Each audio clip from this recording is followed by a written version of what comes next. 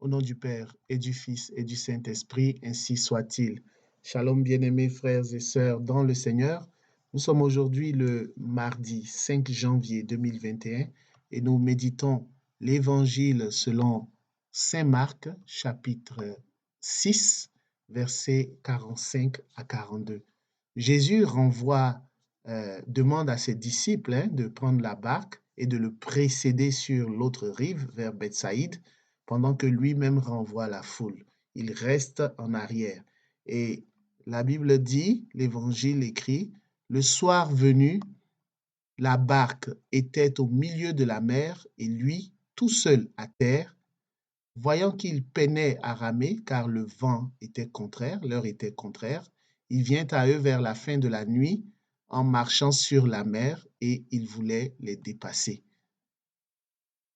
Jésus reste à terre, la barque, il fait soir, il fait nuit, c'est obscur, la barque se trouve au milieu de la mer, la barque rencontre des difficultés, les disciples peinent à ramer, et la Bible dit, voyant qu'ils peinaient à ramer.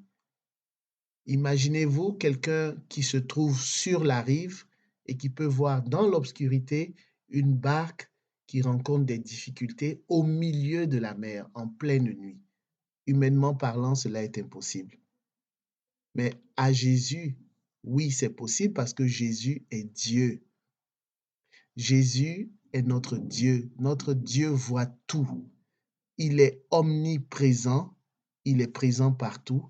Il est omniscient, il sait tout, il voit tout, il entend tout. Il est omnipotent, il est puissant.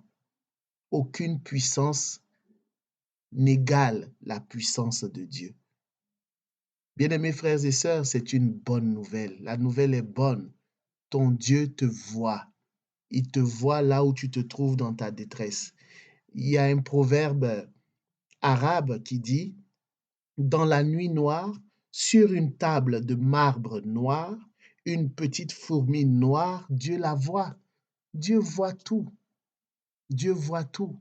Du fond de ta détresse, nous dit le psaume 129, le De profundis, des profondeurs, je crie vers toi, Seigneur.